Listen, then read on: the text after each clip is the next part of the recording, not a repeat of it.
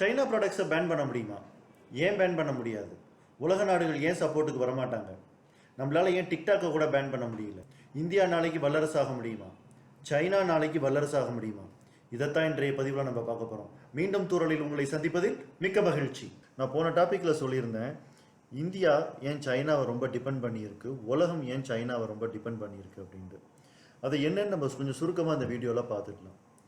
நம்ம இன்னைக்கு பேசக்கூடிய make in India, made in India அதெல்லாம் சீனா கிட்டத்தட்ட 20 வருஷத்துக்கு முன்னாடியே பேசி முடிச்சு பண்ணிட்டோம்.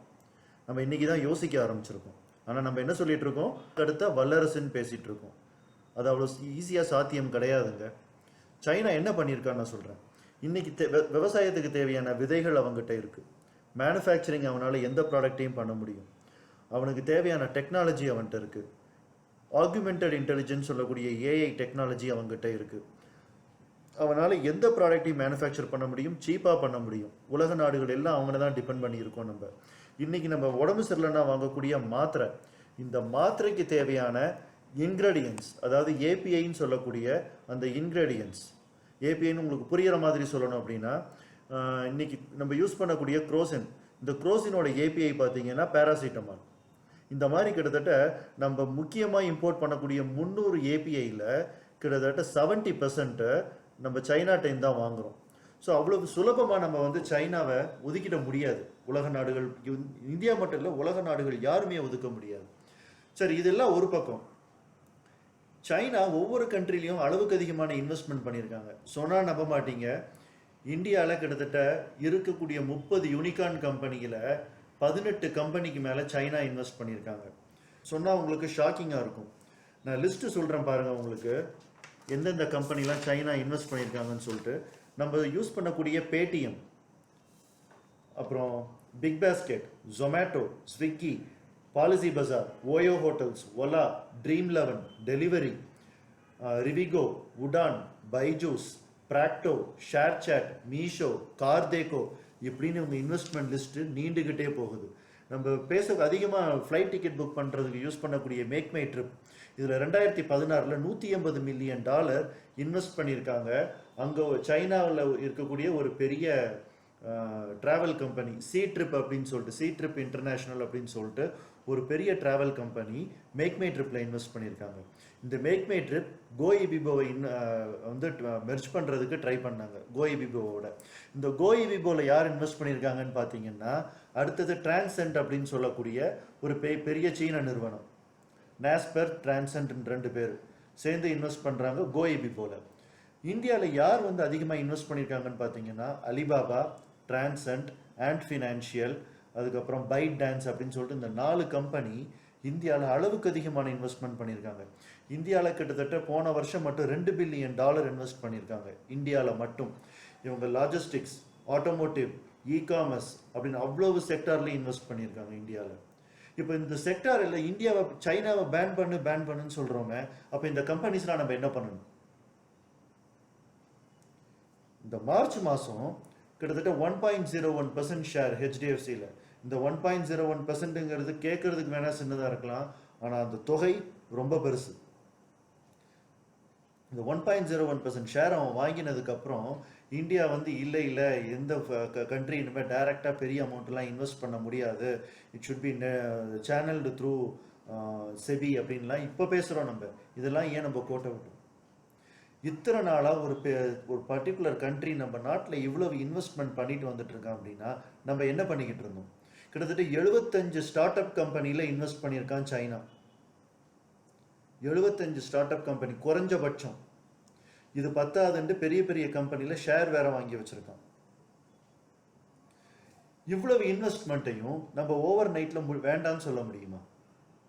இன்னைக்கு நான் சைனா ப்ராடக்டை பேன் பண்ணிடுவேன். சைனா ஃபோனை உடைக்கிறது, இதெல்லாம் டிவியில் பார்க்குறேன் நான். சைனா ஃபோனை போட்டு தரையில் உடைக்கிறாங்க. சைனீஸ் ப்ராடக்ட், அந்த உடைச்ச ஃபோன் எல்லாம் ₹1000 ஃபோன். இன்றைக்கி நான் யூஸ் பண்ணக்கூடிய சாம்சங் ஃபோனில் 100 பார்ட்ஸ் இருக்குன்னா அதில் 70-80 பார்ட்ஸ் சைனாலேருந்து வந்ததாக தான் இருக்கும். இன்றைக்கி நான் யூஸ் பண்ணக்கூடிய லேப்டாப்பில் கிட்டத்தட்ட 80 பார்ட்ஸ் சைனாவோட பார்ட்ஸ் தான் உள்ளே இருக்கும். நம்ம யூஸ் பண்ணக்கூடிய லெனோவோ லேப்டாப் சைனா கம்பெனி. இந்த லிஸ்ட் இப்படி பார்த்தீங்கன்னா நீண்டுக்கிட்டே தான் போகுது நமக்கு. சீனா ஏன் மித்த நாட்டை விட ரொம்ப ஸ்ட்ராங்காக இருக்கான் அப்படின்னு பார்த்தீங்கன்னா, அவனோட டெக்னாலஜி. நம்ம இந்தியாவில் இ-காமர்ஸ்க்கு அமேசானையும் ஃப்ளிப்கார்ட்டையும் யூஸ் பண்ணுறப்போ அவன் யூஸ் பண்ணுறது டாபோ, டிமால், அலிபாபா, JD.com, இது எல்லாமே சைனீஸ் கம்பெனி. இந்தியாவில் நம்ம கால் டாக்ஸி யூஸ் பண்ணுறது ஒலா, ஊபர். இந்த ஒலா சைனீஸ் கம்பெனி. ஆனால் அவங்க சைனாவில் யூஸ் பண்ணுறது தீதி சூச்சிங் அப்படின்னு சொல்லிட்டு ஒரு சைனீஸ் கால் டாக்ஸி. நம்ம இன்டர்நெட்டுக்கு நம்ம ப்ரௌஸ் பண்ணுறதுக்கு யூஸ் பண்ணுறது கூகுளும் இன்டர்நெட் எக்ஸ்ப்ளோரரும். ஆனால் சைனாவில் அவங்க யூஸ் பண்ணுறது பைடு, குய்ஹோ அப்படின்னு சொல்லிட்டு அவங்களோட ஓன் இன்டர்நெட் ப்ரௌசரை யூஸ் பண்ணுறாங்க. நம்ம ஸ்டோரேஜுக்கு, அதாவது ஆன்லைனில் க்ளவுடில் ஸ்டோர் பண்ணுறதுக்கு நம்ம டிபெண்ட் பண்ணியிருக்கிறது Dropbox, One Note, Google Drive, இது எல்லாமே யூஎஸ் கம்பெனி. ஆனால் சைனா யூஸ் பண்ணுறது Net Store, Baidu, Qihoo, China Telecom அப்படின்னு சொல்லிட்டு இவங்களோட க்ளவுட் ஸ்டோரேஜ் தான் அவங்க யூஸ் பண்ணுறாங்க. சைனீஸ் ப்ராடக்டை பேன் பண்ணணும்னு சொல்கிற நம்ம கொரோனா ஃபஸ்ட்டு வந்தப்போ கையேந்தி நின்னது சைனா கிட்ட தான். இந்த ப்ராடக்ட் குவாலிட்டியாக இருந்ததா இல்லையா அப்படிங்கிறதுல ஒரு பெரிய அரசியல் இருந்தது. ஆனால் நம்ம கையேந்தி நின்னது இமீடியட்டாக சைனா கிட்ட தான். நம்ம மட்டும் இல்லை, உலகமே அவங்கக்கிட்ட தான் கையேந்தி நின்றுது. காரணம், அவங்ககிட்ட இருக்கக்கூடிய லேபர், அவனுக்கு இருக்கக்கூடிய மேனுஃபேக்சரிங் ஸ்ட்ரென்த்து, அவனோட கெப்பாசிட்டி. எல்லோரும் அதிகமாக கேள்விப்பட்டிருப்போம் நியூஸில், அமேசானில் OnePlus 8 Pro அப்படிங்கிற ஃபோன் வந்து இமீடியட்டாக அவங்க லான்ச் பண்ண உடனே சேல் ஆயிடுச்சு அப்படின்னு சொல்லிட்டு. நிறைய பேர் இது வந்து ஃபேக் நியூஸ் அப்படின்னு கூட சொன்னாங்க. இது ஃபேக் நியூஸ்லாம் கிடையாதுங்க, இது உண்மை. அமேசான் என்றைக்கும் ஸ்டாக்லாம் பெரிய லெவலில் மெயின்டைன் பண்ண மாட்டான். இவன் பண்ணுறது எல்லாமே அவங்களோட டீலர் ஸ்டாக் மெயின்டைன் பண்ணுவாங்க. அவங்கக்கிட்ட ஸ்டாக் இவங்க ஆர்டர் கொடுத்த உடனே அவங்கக்கிட்டேருந்து பேக் ஆகி இவன் கோடவுனுக்கு வரும், இவன் கோடவுன்லேருந்து டிஸ்ட்ரிபியூட் ஆகும். So Amazon is not maintaining any stock. இதை நம்ம புரிஞ்சுக்கணும். இன்றைக்கி ஸ்டாக் இல்லை அப்படின்னா இந்த ஸ்டாக் ரெப்ளனிஷ்மெண்ட் அப்படிங்கிறது அமேசான் ப்ராசஸ். அமேசானில் டெலிவரியில் ஒர்க் பண்ணவங்களுக்கோ அந்த ப்ராடக்டை பிக்கப் பண்ணிட்டு போகிறவங்களுக்கோ அமேசானோட ப்ராசஸ் என்னன்னு தெரியும். அவன் இங்கே ஸ்டாக் காலி ஆகுதுன்னா பின்னாடியே அவனோட PO ரெடியாக இருக்கும். POவை போட்ட உடனே அவனோட ஸ்டாக் ரெப்ளனிஷ் ஆகிடும். அதாவது OnePlusக்கு அடுத்த 5 நாளில் அவங்க வந்து இதே ஸ்டாக்கை கொடுக்க முடியும்னு சொன்னது பொய் கிடையாது. அவங்களுக்கு இது பாசிபிள். அவங்க டீலர் அந்த ஸ்டாக்கை ரெடியாக வச்சுருப்பாங்க. நம்ம சைனா ப்ராடக்டை பேன் பண்ணணும்னு சொல்லிட்டு இருக்கோம். ஆனால் IPL, இந்தியன் பிரீமியர் லீக்னு சொல்லிட்டு இந்தியாவே பார்த்துட்டு இருக்கக்கூடிய அவ்வளோ பெரிய ஒரு கிரிக்கெட் மேட்ச்சு, அதை ஸ்பான்சர் பண்ணது விவோ, இப்போ ஸ்பான்சர் பண்ணுறது ஸ்விக்கி. ஸோ அவங்க கிரிக்கெட்டை கூட விட்டு வைக்கல. சைனாவை அவ்வளோ சீக்கிரமாக நம்ம உதறிட முடியாது.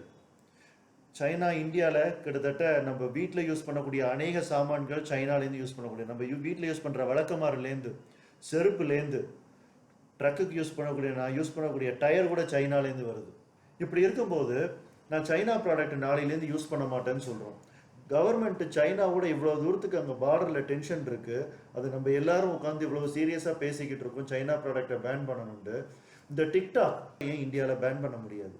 அதை பேன் பண்ணிட்டு இல்லை கவர்மெண்ட் நாங்கள் சைனாக்கு நிறைய ரெஸ்ட்ரிக்ஷன் போட போகிறோம்னு சொல்லணும். மொபைல் ஃபோனில் கூகுள் குரோமுக்கு ஈக்குவலாக நம்ம யூஸ் பண்ணக்கூடியது UC ப்ரௌசர். இந்த UC ப்ரௌசர் சைனாவோடது. ஷேரிட் வந்து சைனாவோடது. நம்ம ஹங்காமா யூஸ் பண்ணக்கூடியது சைனாவோடது. Gaana.com சைனாவோடது. லைக் சைனாவோடது. ஹலோ சைனாவோடது. பிகோ வீடியோ சைனாவோடது. ஷேரிட் சைனாவோடது. இது எல்லா ஆப்பும் சைனாவோடது. இதெல்லாம் முதல்ல நம்ம தடை பண்ணணுமா வேண்டாமா? கவர்மெண்ட் இந்த ஆப்பெல்லாம் நான் தடை பண்ண போகிறேன்ப்பா அப்படின்னு சொல்லிட்டு முதல்ல வந்திருக்கணும். டிக்டாக்கே நம்மளால் தடை பண்ண முடியல இப்போ வரைக்கும். ஆனால் நம்ம சைனீஸ் ப்ராடக்டை பேன் பண்ண போகிறோன்ட்டு பேசிக்கிட்டு இருக்கோம் இன்றளவுலையும். சாத்தியம் கிடையாது. இந்தியாவுக்கு மட்டும் கிடையாது, உலக நாடுகளுக்கே சாத்தியம் கிடையாது. நான் சொன்னேன், இந்தியாவுக்கு பிரச்சனைனா இந்த நாடு சப்போர்ட் வருவா, அந்த நாடு சப்போர்ட் வருவான்னு பேசணும் இல்லையா? அவ்வளோ சீக்கிரமாக எந்த நாடும் சப்போர்ட் வந்துட மாட்டான். அப்படி ஒவ்வொரு நாடும் உள்ள களத்தில் குதிச்சான் அப்படின்னா அது வந்து உலக போராக மாறிடும். நேற்று தான் சொன்னேன், இந்த நாடுகள் எல்லாமே நாங்கள் வந்து உங்களுக்கு பேசி தீக்கிறோம் தான் சொன்னாமே தவிர நாங்கள் வந்து போரில் களத்தில் நிற்போன்ட்டு யாருமே சொல்லலைன்னு சொன்னேன். இன்னைக்கு ரஷ்யா பின்வாங்கிட்டான். இந்தியா சைனா பார்டர் பிரச்சனையில் நாங்கள் தலையிட மாட்டோம்னு சொல்லிட்டு நேற்று ரஷ்யா அனௌன்ஸ் பண்ணியிருக்கோம். இதுதான் யதார்த்தம். நம்ம வந்து ஆஸ்திரேலியா சப்போர்ட் பண்ணும், சைனா கூட பார் வந்தால் US சப்போர்ட் பண்ணும், ரஷ்யா சப்போர்ட் பண்ணும், ஜப்பான் சப்போர்ட் பண்ணணும்னு கனவு கண்டுகிட்டு இருந்தோம் அப்படின்னா அது ஒரு நாள் நடக்காது. ஏன்னா இந்த அவ்வளவு கண்ட்ரியுமே இந்தியா இன்னைக்கு எப்படி டிபெண்ட் பண்ணி இருக்கோ, இந்தியாவில் எப்படி இன்வெஸ்ட்மெண்ட் பண்ணியிருக்காங்களோ இதே மாதிரி இன்வெஸ்ட்மெண்ட் இந்த ஒவ்வொரு கண்ட்ரிலையும் சைனா பண்ணியிருக்கான். அதனால் சைனாவை புறக்கணிச்சுட்டு இந்த எந்த கண்ட்ரியாலையும் இருக்க முடியாது. நாளைக்கு இன்னொரு சூப்பர் பவர் வரணும் அப்படின்னா அது அவ்வளோ சுலபமாக பாசிபிள் கிடையாது. யூஎஸ் தான் அடுத்த 20 வருஷத்துக்கு இன்னும் சூப்பர் பவராக இருப்பான். புரியிற மாதிரி வேணால் தனியாக இன்னொரு வீடியோ போடுறேன்னா புரியிற மாதிரி சிம்பிளாக சொல்கிறேன். நம்ம காலையில் யூஸ் பண்ணக்கூடிய பேஸ்ட் க்ளோஸ்அப் US ஓடது, கோல்கேட் US ஓடது. நம்ம அன்றாடம் யூஸ் பண்ணக்கூடிய கூகுள் யூஎஸோடது, அமேசான் யூஎஸோடது. இன்னைக்கு நம்ம இந்தியாவோட ஃப்ளிப்கார்ட் யூஎஸ் கையில் போயாச்சு. நம்ம டேட்டா எல்லாத்தையும் ஸ்டோர் பண்ணி வைக்கிறது பாதி யூஎஸ்ல தான் ஸ்டோர் பண்ணி வச்சிருக்கோம், பாதி அமேசான்ல தான் ஸ்டோர் பண்ணி வச்சிருக்கோம். நம்ம அன்றாடம் யூஸ் பண்ணக்கூடிய கம்ப்யூட்டர்ல இருக்கக்கூடிய சாஃப்ட்வேர் மைக்ரோசாஃப்ட் யூஎஸோடது, யூஸ் பண்ணக்கூடிய ஃபோன் ஐஃபோன் யூஎஸ் கம்பெனி, சகலமும் யூஎஸோடது. சைனா வந்து மேனுஃபேக்சரிங்கில் அவனை சரி பண்ணி வச்சான் அப்படின்னா யூஎஸ் வந்து அவனோட டேட்டால அவன் ஸ்ட்ராங்காக வச்சுட்டான். உலக நாடுகளோட ஒட்டுமொத்த இன்ஃபர்மேஷனையும் திரட்டி யூஎஸ் வச்சிருக்கான். அதனால யூஎஸ் வந்து அடுத்த 20 வருஷத்துக்கும் அவன் தான் வல்லரசு, யூஎஸ்க்கு இன்னொரு வல்லரசு வந்துடும் அப்படின்லாம் நினைக்க முடியாது. இந்தியா நாளைக்கு வல்லரசு ஆயிடுங்கிறதுலாம் கனவுல மட்டும்தான் பாசிபிள். அவ்வளவு சுலபமாக பண்ணிட முடியாது. ஓவர் நைட்ல இந்தியா வந்து சைனா போயிடுச்சுன்னா இந்தியா வந்துடும்லாம் கனவு கண்டுட்டு இருக்க முடியாது. சைனாவே நினைச்சாலும் அடுத்த வல்லரசா வர முடியாது. இவ்வளவு தூரத்துக்கு உலகம் அவனை டிபெண்ட் பண்ணி இருக்கிறப்போ காரணம் என்னன்னா உலகமே யூஸ் பண்ணக்கூடியது யூஎஸ் டாலர். இன்னைக்கு யூஎஸ் டாலரை தூக்கி ஒரு நாட்டில் கொடுத்தீங்க அப்படின்னா அவன் ரிசர்வா வச்சுட்டு அதுக்கு ஈக்குவலாக நோட் அடிக்க முடியும். இந்திய ரூபாயை தூக்கி கொடுத்தீங்கன்னா நேபாளை தாண்டி ஒருத்தன் வாங்க மாட்டான். சைனீஸ் ரூபாயாவது அட்லீஸ்ட் யுவானையாவது அட்லீஸ்ட் ஒரு 4-5 கண்ட்ரி ஏஷியாவில் வாங்கி வச்சுக்கும். ஆனால் யூஎஸ் டாலர் எல்லா கண்ட்ரியும் வாங்கி வச்சுக்கும். எல்லா கண்ட்ரியும் அதை கொலட்ரலாக கொடுத்து நோட் அடிக்க முடியும். It is equal to gold. அப்போ வல்லரசுங்கிறது ஓவர் நைட்ல எப்படி ஆக முடியும்? பணத்தை அவன் கண்ட்ரோல் பண்ற வரைக்கும் அவன் தான் வல்லரசு. இதை முதல்ல நம்ம புரிஞ்சுக்கிட்டு நம்ம முதல்ல தற்சார்பா இருக்கிறதுக்கு நம்மளை தயார் பண்ணிக்கணும். இன்னைக்கு தற்சார்புல நம்ம மாறணும் அப்படின்னா குறைஞ்சபட்சம் 20 வருஷம் ஆகும். ஓவர் நைட்ல தற்சார்பாலாம் நம்மளால ஒட்டுமொத்தமா வர முடியாது.